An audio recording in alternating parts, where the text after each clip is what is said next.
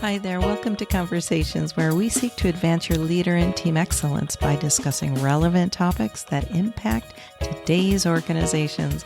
Welcome to the show. Hey there, leader, and welcome to Conversations for Leaders and Teams, where today we have with us Sylvia Dorisme, the president and co-founder of Zeal Technical Institute, previously known as SWVT, migrated from the Caribbean without her parents at the tender age of 14.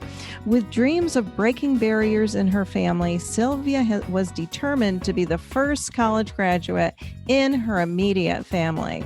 After graduating with her undergrad degree in business administration and a minor in legal studies, she was accepted at Nova University Weekend MBA and Law program. However, she later discovered a passion for trade education and insisted on opening a technical school after losing employment during the 2009 recession. Sylvia, welcome to the show. How are you today? I'm doing wonderful. Thank you for having me on your show. Yeah, well, it's great to be here. Geez, there's a couple things just in the bio that kind of piqued my interest here. So leaving at the tender age of 14, do you mind talking a little bit about that? Absolutely. I've told this story several times, and the more I tell it, the more comfortable I'm becoming with the fact that, God has been good to me. Amen. God has been good to me. Leaving home at 14 was a big decision for my family, and it's very common in countries like Haiti or the Caribbean. Parents do it all the time, where they send their children to a country for a better life. And so my story is no different. My parents had 6 children. They were teen parents who eventually had 6 children that they just couldn't take care of all of us. So we were all going to private schools. And I grew up in a Christian household. So we were all going to Christian private schools, and they just couldn't afford to send 6 children to school. So when my parents heard America, you can send your kid to America, it was a great opportunity for me to come here to study. And so at 14, I came to this country and saw the American dreams, and I have been so blessed to live the life that I live now.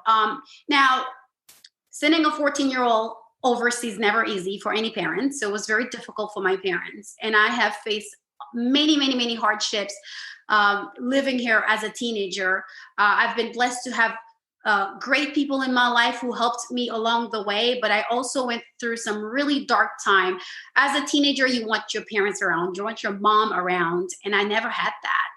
So I had to grow up fast. I had to become an adult overnight by making my own decisions, decided if I wanted to go to school or not, or if I wanted to do whatever I want to do. But one thing that I am so grateful for is the fact that I grew up in a Christian household. And at almost 40 now, I am proud to say that despite all those challenges, despite the fact that I didn't have my parents around to supervise me, I've never done drugs. I never had the desire for it. I've never abused any types of substance because I had God the entire time. And I'm so grateful for that. For my faith. Wow. That is the biggest gift my parents have ever given me, is introducing me to God and Jesus at a very, very early age. Until this day, here I am praising him and giving him glory for all his blessings. Amen and amen. What a beautiful story, because you're right. I mean, when somebody leaves, your family for a better life, we still never know what's going to happen. Right. And it could be, you already live here in the United States, you have an intact family, and you still don't know what's going to happen. So praise the Lord, that you gained that strength and you had that foundation, and how strong it was. And that, you didn't leave it there. You actually are living it out every day still. So that's a beautiful story. And I'm sure that was hard to tell. So thank you. For sharing that. And then I also read how in 2009, the recession. So what happened there with the shift in your life? Well, in 2009, I think we all suffered somehow. A lot of people lost their homes, their jobs, and with my Hmm. situation, I was actually working at a school as a director of student services, and since my group was the last ones to get hired, we were the first one out. So after a couple years being in my job, loving my job, interacting with students, I found myself part of the group of people that I used to help because they used to come to me for help with job placements and assistance with their careers. And here I am now. I don't have a job because I had, they had to let us go. They didn't have enough money to pay us. They had to let us go.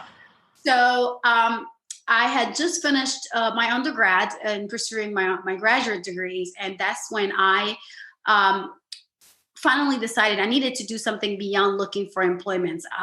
Every single places that I applied, I was either too qualified because I had a degree, or I was underqualified because they were paying too little.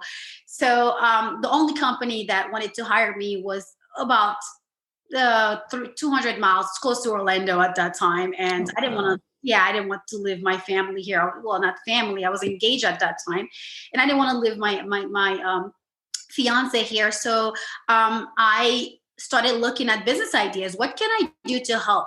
What can I do to help myself? But most importantly, what can I do to help others? And after doing research after research, I discovered that the healthcare industry was still hiring despite Oh, the yeah. recession. And so I started looking into, okay, well, great, they're hiring. So how do I get people to work in the healthcare industry? So I looked into the previous jobs that I've had. I was a legal assistant before, and I was the director of student services. So I started putting my skill sets together and see where can I, excel. So, well, education. It was always a big deal to me, to my family. Just a little slight story on my family. My grandmother never learned how to read. She never went to school, Mhm. never sat in a school. So till this day, she signs her name with an X. My mother dropped out of high school when she became pregnant at the age of 15. So she never finished school. My dad dropped out when he was in a technical college. So education was huge for my family. My grandmother said to herself, none of my kids will grow up not to have an education. That was her dream. So I am her dream. I am her Yeah. wildest dream by doing what I do now. So when I became the first college graduate in my family, my goal was to become an attorney, to have a PhD. I wanted to go further and further in my education. So when I started doing research and I saw how I could help, I go, okay, I think I'm going to start a school. Now, mind you, I was 25 years old and I was broke. Had no money. But here I am. I wanted to start a school.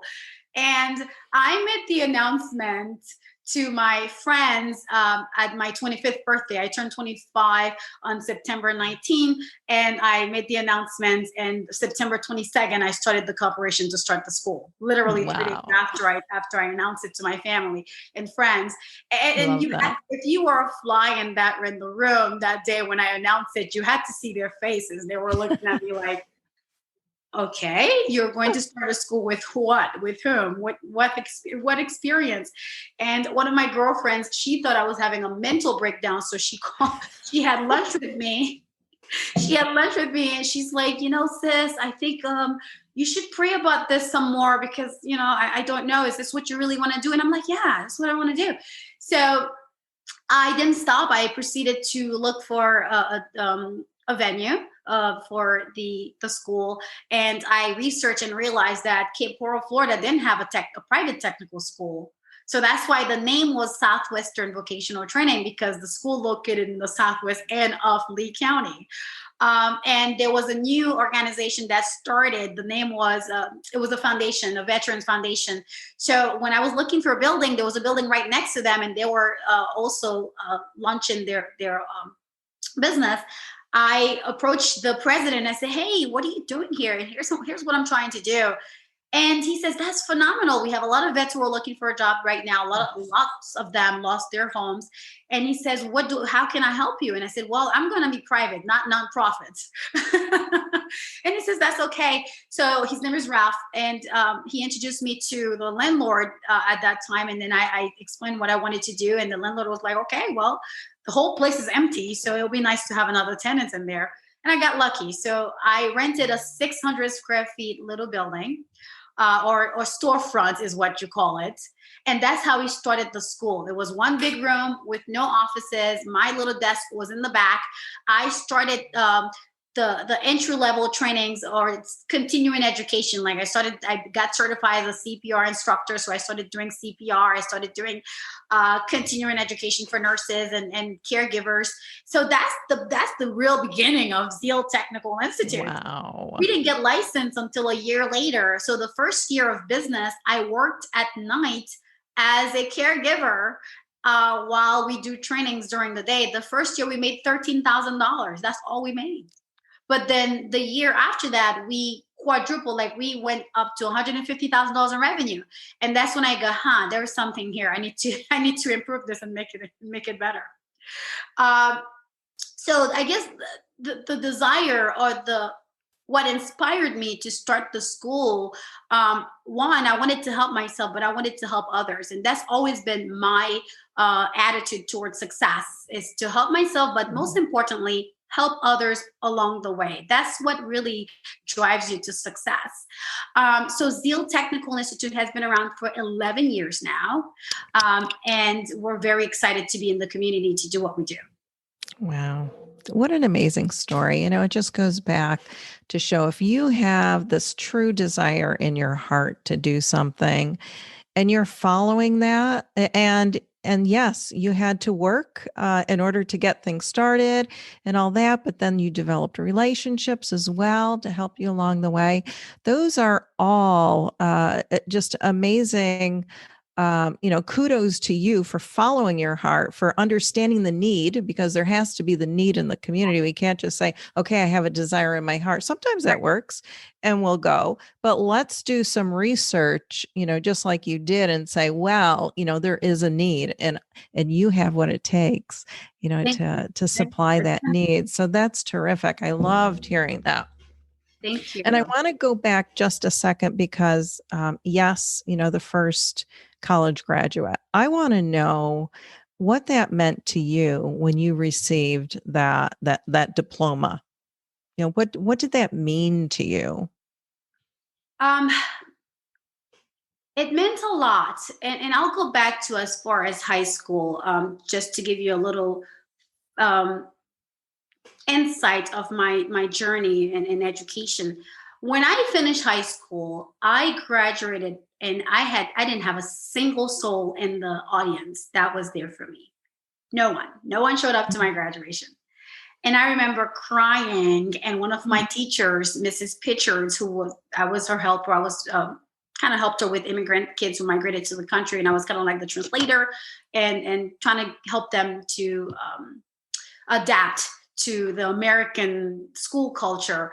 So I was very close to Mrs. Pitchard, and I remember crying in the bathroom. And she says, "What are you doing?"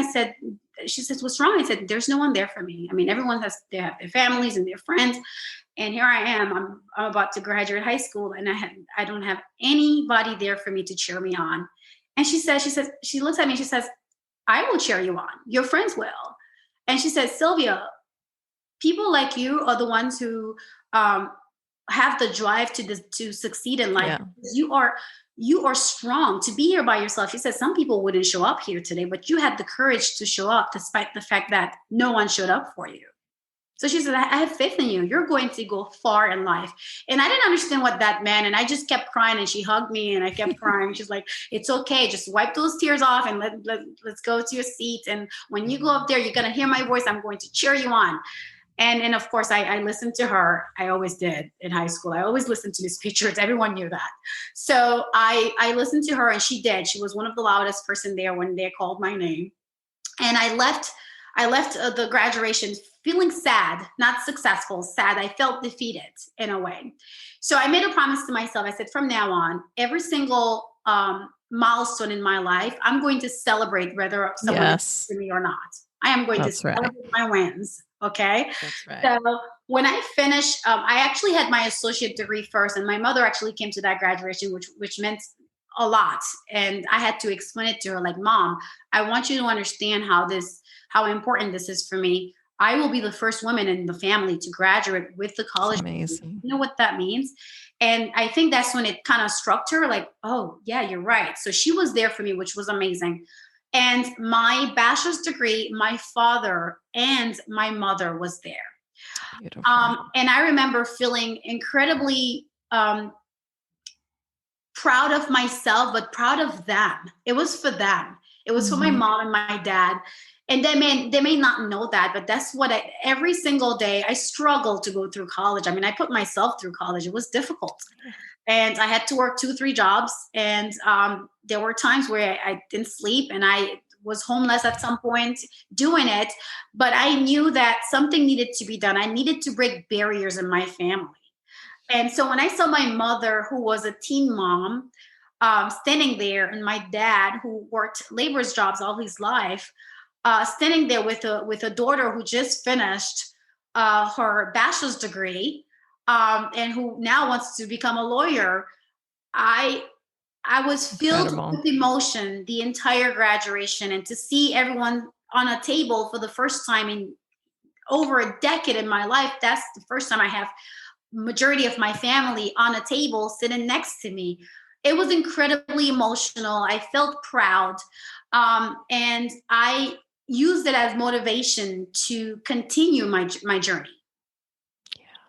So it felt trailblazing. Yes. You're a trailblazer. And I think that story can give people hope, right? Because it was difficult. You had some hurdles to get over, but you've done it and you did it. And that's just an amazing story about, where you came from and where you are now.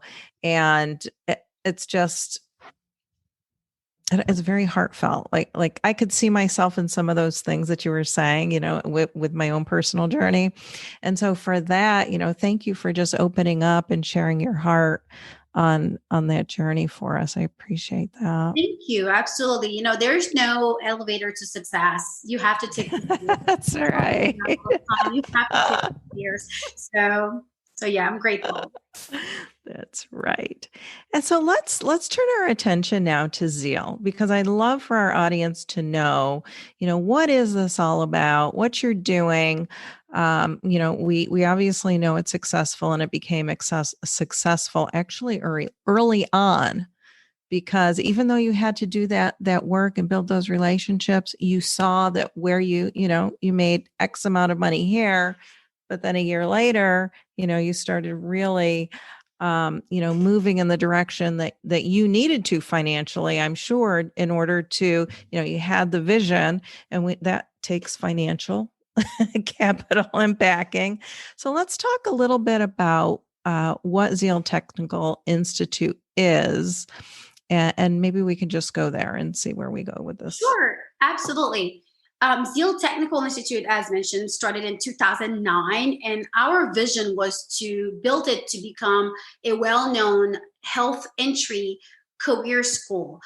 We are licensed by the Department of Education because we are private. We're also licensed through the Commission for Independent Education. And for the past 11 years, we grew from a 600 square foot building to now a 10,000 two-story square feet. Yes. So it's been a great journey. We started with just doing, as mentioned earlier, continuing education classes, CPR training, to now doing medical assistant 1-year programs. We're not a college, we are a technical school. So we're more like a vocational school where we train people how to do a skill so they can then go to work much faster than going to college. And let's face it, college is not for everyone. And that's right. It's not for everyone. And you'll be surprised the amount of students we've had through our doors, and tell us flat out, I don't want to go to college. I want to do this so I can get And that's started. okay. And that's okay. Some of them, they change their minds later on once they get into the field and they realize, oh, there's a lot of great advantages here if I become a nurse or a physician assistant. And we've got all these wonderful stories. We have a couple of students who are now doctors. We have a couple who are physician assistants. We have lots of nurses because we kind of bridge the gap here. We have a lot of people that want to get started. They're not sure how to go about it, or they don't want to just take a huge step to jump into the nursing program. So they'll use our training to get themselves in the field, and then from there they can progress and go to a higher education. So smart. So it's been a great journey serving the community, and that's one great thing about Zeal. Our mission is to create an environment where everyone feels welcome. We are very affordable. We are very community driven. Even though we're private, we're very community focused. So we work with a lot of nonprofit organizations. We work with a lot of government agencies to provide scholarships, grants for students. Over 90% of our students graduate debt free. And that's from my personal experience. I said to my advisory board a few years ago, if I'm going to be part of this, it needs to be affordable. It needs to make a difference. And people need to leave the school, graduate from the school, feeling great and wanting to move forward with their lives into something greater. And as a college graduate, I can tell you, yes, I do value my education. I wouldn't give it up for anything else in the world. I don't think I would have done it the way I did it if I had known better. So I always take the opportunity to educate students when they come through our school on how to go about financial assistance.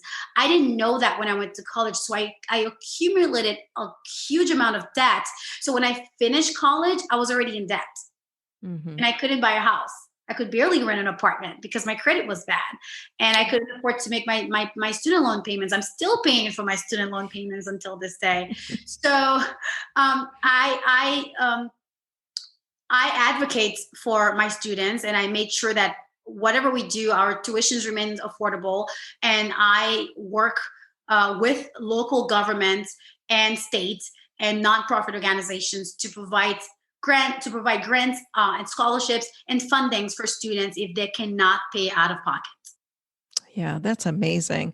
And I love how you said, college isn't for everyone. And I always told my kids that. It's like, just because I've gone, that route doesn't mean that you have to go that route. And I think too many times we're in that old school thinking of, you must go to college. Well, no, there's plenty of opportunities to have a wonderful life, still create a living, have a family, get the things that you need and want with other avenues of education. I think the important thing is that you're continuing to learn and grow. So whatever that avenue is, that's where you go.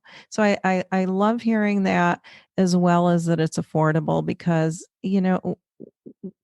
we don't want that to be a roadblock for somebody to better themselves. And so that's interesting how, you learned, you had to learn yourself. And now you can pass along that knowledge to others about, yes, you can go to school. You don't have to, leave here with thousands and thousands of dollars in debt. There is a way forward for you. So those are great. Yes. Yeah, I use my experience to help others. That I've always said that I've volunteered, and I've been on many boards where I speak to young people, young women who have been through really dark times in their lives, who have had experiences that I've had, including education. And so with the financial assistance, I take every single opportunities to educate people about it. My sisters, for instance, one of them who just finished nursing school, she graduated nursing school debt free, and I made sure of it by guiding her and assisting her, not from my personal finances, but from educating her on how she can go about it. If you can work and pay for your school, do that. You shouldn't have to rely on the government to pay for your school. And if there are scholarships out there and grants, people don't know that there are tons of grants and scholarships available. You just have to take the time to, comply and do the necessary paperwork to to see if you approve or not. And a lot of people don't want to do that. They rather pay out of pocket than to do that. So I've educated my sisters to follow that route. And one of them just finished school. She is now a nurse. And I have another one who's currently in college on a 4-year ride scholarship. So it's all about educating others. So education is huge to me, not just that I own a school, but I take every single opportunities to help and teach people whatever that I know, whatever that I've experienced. And I know that they could do better than me. Why not? Why not? Right? So, yeah. The most successful leaders that I have known are those who do serve others. And that certainly sounds like what you're doing. It's a passion of yours. yeah. Zeal Technical Institute is a passion of yours. But underneath all of that is that service component. So good for Absolutely. you. Thank you. Yeah. So what are some other things that maybe our audience would want to know about what happens at Zeal Technical Institute? Maybe some of the programs we know, medical, you talked about. Are there any other programs? Yes. So we are different than most technical schools. We only offer healthcare programs. So, Okay. for example, medical assistants, mental health technician, and we're the only school here in Southwest Florida offering a behavioral mental health technician program. Phlebotomy technician. It's huge. We need that program, right? Yes. Mental health is such a big deal that people try to ignore, and you cannot ignore it. There are That's so many right. facilities being built. There are so many needs out there for techs. And when I realized that 2 years ago that there was a need, we had to bring that program here. So we're very excited about it. We're starting to receive calls about it. We just launched it a few months ago, and we cannot wait to see graduates come out of that program. So the programs are designed to get students to work in under a year. There's such a great need for healthcare workers right now. They're expecting to add about 1 million jobs to healthcare from now until 2029. 1 million. That is a huge number. Yeah, so incredible. Yes, quite often people think healthcare consists of doctors and nurses and specialists. And no, not at all. You need technicians. They cannot survive without the technicians. They need phlebotomists. They need the caregivers, the nurse assistants, the home health cares, and medical assistant, which is huge in doctors' offices. Doctors can't survive without a nurse or That's right. assistant. So people quietly they frequently forget about the techs, and it's like, oh no, you can't do that, because they are, yes, on a lower level in terms of the spectrum for healthcare, but they are necessary. There's a great needs for it. We get calls every day. This week alone, we've gotten calls from Bayfront Hospital, from Lee Health. We've gotten calls from several doctors' offices. They're looking for workers, and which is good news for our graduates. But that's to show you there's a huge needs for healthcare workers out there, and we're so glad that our school is able to help the healthcare facilities meet their hiring needs. So if anybody's interested in our school, the first thing is to go on our website. We have 2 amazing ladies in our admissions department. One is bilingual, they speak Spanish and English. And then we have Miss Irma, who's in charge of admissions. So just go to our website, send us a request. Miss Irma will reach out to you. We like to kind of do a little questionnaire first to see where you are. What is your ultimate goal? Are you doing this because you're planning on going to nursing school, or are you going to medical school? And that's one of the things that we do. We service a lot of students who we provide entry level for a lot of students who are transitioning or they're going to medical school. They have to acquire a certain amount of clinical hours before they get accepted. So in the summer, majority of our classes are filled with college students from all over the country. They come here to visit their parents. They'll do a 4 weeks or 6 weeks training so they can go do the externships to acquire accumulate the required clinical hours in order to get into medical schools. So we do a little bit of, there's a lot of things that we do that people don't know about, but our admissions department is very open to answer any questions regarding admissions. And we have a great lady in our financial assistant department where they go above and beyond. We don't turn students away. They cannot pay. We try our best to work with them. We offer internal payment plans if they can't afford it, but they can't afford the full amount of tuition up front. We work with local agencies such as Career Source, vocational rehabilitation centers, where we provide assistance where they can apply for grants or scholarships. So there are tons of resources available out there, and we try to tap into all of them to provide resources for our students. Wow, that is an incredible work that you are doing within the community. And I'd love to ask you, because you just sound like such a busy leader. So how do you, I'm going to ask you a self-care question here. Here we go. What do you like to do for fun? When you take, are you able like to take time and, I wasn't really good at taking care of myself until recently. I realized that as I get older, my health, I don't have the same energy as I had when I was 25 years old. I could go 3 days without sleep, and it was great. I'd give me a cup of coffee and I'm ready to go. Right. And after 35, 36, you start realizing, my body's not functioning the same way. So I've been doing a better job taking care of myself. I am a mom. I don't know if I disclosed that information earlier. I have an 8-year-old little boy who's very energetic.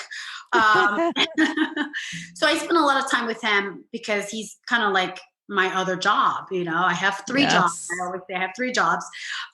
So if I'm not spending time with my son, I do take time for myself. I go to the spa every now and then and do my facials and my massages. But the biggest self-care for me is alone time, because I'm very active. I'm constantly talking to people, dealing with business, and I'm always doing something. So alone time where I can spend time with God, I can spend time with myself, I can stay home and just, enjoy my home. Those are my favorite things. I like to travel, but again, I'm a mom. I'm always traveling with my little one. So that's kind of like more work in a way sometimes. It sure is.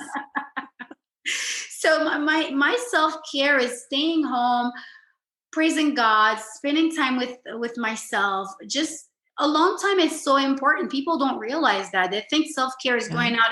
I don't want to go out. I want to stay home and spend time with myself, giving myself an opportunity to love me, to appreciate me. Yes. And to give myself to regroup and because on Monday I'm right back at it. So that's right.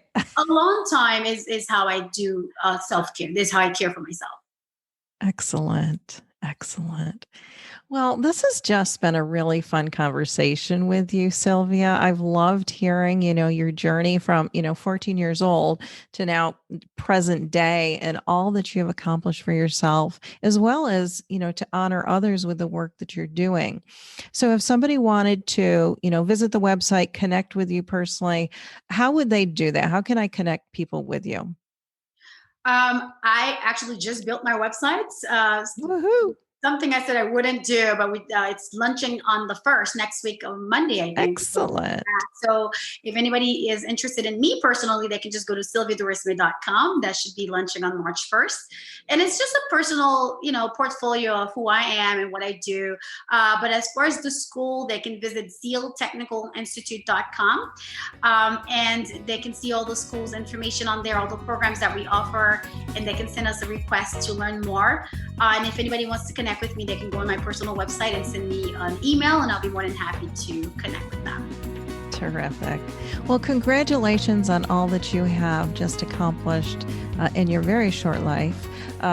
You have a long way to go, meaning you have so many more years to be serving the communities and really expand, if you choose to expand the business. But it sounds like the niche that you have is working. And I think that is a key to business, is really finding, who your ideal client is, and then just drilling down into that. So kudos to you.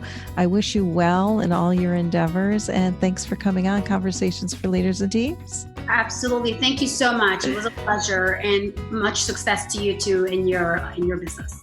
Thank you. And we'll see you soon. God bless. God bless. Until next time, this is Dr. Kelly Whalen. Keep doing great things because our world needs leaders like you.